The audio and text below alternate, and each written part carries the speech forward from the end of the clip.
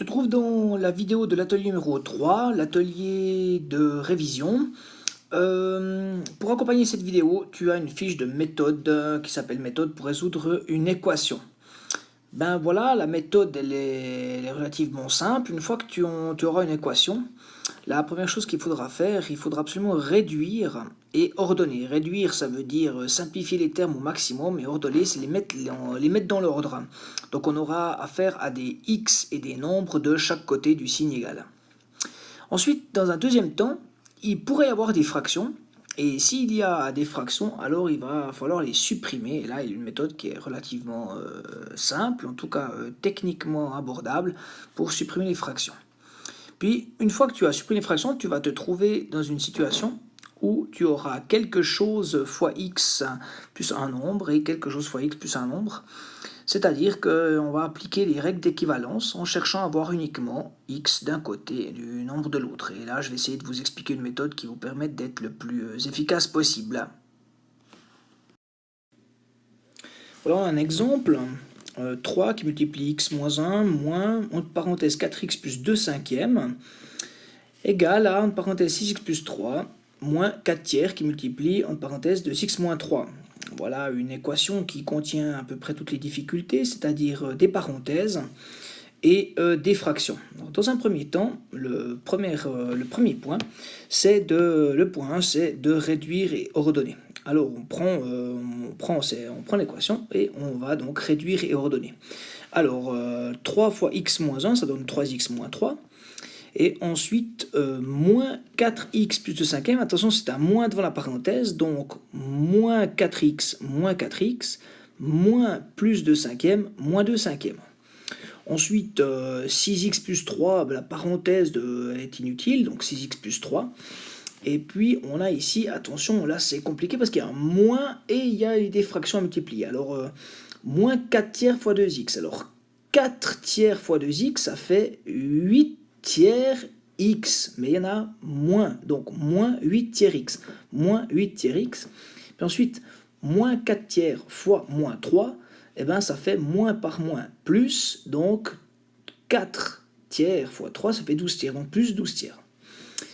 Voilà, maintenant je suis ici dans une situation où je n'ai plus de parenthèses, mais je me retrouve avec des fractions et plusieurs x, 2x ici et 2x là. Alors ici, réduire et ordonner signifie que je vais réduire, je vais mettre ensemble les x. Alors 3x moins 4x, ça fait moins x. Et puis j'en profite ici pour transformer ce moins 3 ici, qui va devoir être comparé avec des cinquièmes. Alors je mets ce moins 3 en cinquième, et moins 3 en cinquième, c'est moins 15 sur 5. Voilà, ensuite, je mets les x ensemble, et les x ensemble, ici j'ai une fraction. Alors pour mettre les x ensemble avec une fraction, il faut que je mette le 6 sous forme de fraction. Comme j'ai des tiers ici, je vais mettre le 6 en tiers, ce qui me fait 18 tiers fois x.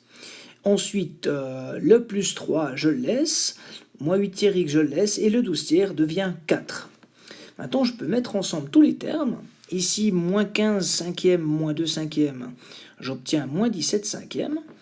Et puis ensuite, 18 tiers x moins 8 tiers x, ça fait bien 10 tiers x.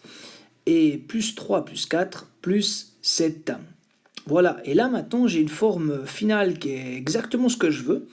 Un nombre qui multiplie x plus ou moins un nombre est égal à un nombre qui multiplie x plus ou moins un autre nombre. Là, nous revenons à notre forme, et maintenant, bon, il se trouve qu'on a des fractions. Alors, le point 2 est utile, mais des fois, on n'a pas de fractions. Mais si on a des fractions, ici, comment est-ce qu'on s'y prend? Alors, on voit qu'on a une fraction ici, moins 17 cinquièmes. Et comment est-ce que je vais éliminer les cinquièmes? Pour éliminer les cinquièmes, je vais tout multiplier par 5. Alors, c'est parti. Je multiplie tout par 5. Moins x fois 5, moins 5x. Moins 17 cinquièmes fois 5, moins 17. Et attention, ne pas oublier ici de multiplier aussi tous les termes. 10 tiers fois 5, c'est 50 tiers fois x. Et puis 7 fois 5, évidemment, c'est 35. Maintenant, je vais m'occuper de cette fraction. Ici, c'est des tiers, donc je vais multiplier par 3. Et si je multiplie par 3 tous les termes, donc fois 3, alors moins 5x fois 3, moins 15x. Moins 17 fois 3, moins 51. Ensuite, ici, j'ai les 50e fois 3 qui font 50x. Attention, je ne multiplie pas le x par 3 parce qu'ici, il y a une multiplication. C'est comme si j'avais 50x sur 3. Donc, 50 tiers x, ça fait 50x. Enfin, fois 3, ça fait 50x. Et 35 fois 3 égale 105. Et là, maintenant, j'ai vraiment une forme finale avec un nombre entier fois x, plus ou moins un nombre entier. Un nombre entier fois x, plus ou moins un nombre entier. Et là, c'est top pour continuer. J'arrive à la dernière partie qui est appliquer les règles d'équivalence. Et ici, il s'agit de mettre les x d'un côté. Alors, on pourrait avoir les x du côté gauche ou du côté droite. Mais je vous conseille pour faciliter de prendre la valeur ici qui est la plus petite. Alors, si j'ai 15, ici j'ai 50, je ne parle pas du moins et du plus, mais je prends uniquement la valeur entière ici. Le 15, il est plus petit que le 50. Alors, je vais chercher à enlever ce moins 15x. Pour enlever ce moins 15x, pour le supprimer, je dois faire plus 15x. Alors j'applique plus 15x des deux côtés du signe égal, c'est ce qu'on appelle une règle d'équivalence. Je fais le calcul, moins 15x plus 15x, j'obtiens rien. Moins 51 reste moins 51. Et ici, 50x plus 15x donne 65x. Et 105, évidemment, ça reste 105. Il me reste maintenant si j'ai décidé de mettre les x de ce côté, je dois enlever les nombres de celui-là. Alors évidemment, je vais enlever 105. Ok, je fais le calcul, moins 51 moins 105, ça me donne moins 156. Et puis 65x plus 105 moins 105, ça me donne 65x. Lorsque j'ai un nombre ici et un nombre fois x de l'autre, il me suffira de diviser par le nombre ici qui est devant le x. Même si le x était de ce côté, ça ne change rien.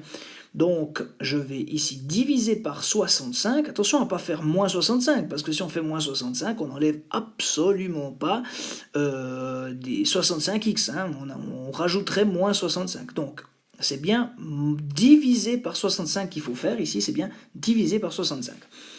65x divisé par 65, ça fait x, et puis moins 156 divisé par 65, ça fait moins 156 sur 65. Alors ici, c'est une fraction un peu compliquée. En général, on a des nombres un petit peu plus simples. Voilà, j'espère que ça t'a rendu utile, cette vidéo. Et surtout, pense-y bien, il est nécessaire d'arriver à ce stade-là et ensuite d'appliquer toujours la même méthode, c'est-à-dire mettre les x d'un côté, mettre les nombres de l'autre, diviser par le nombre qui est devant le x pour arriver à le résultat de l'équation.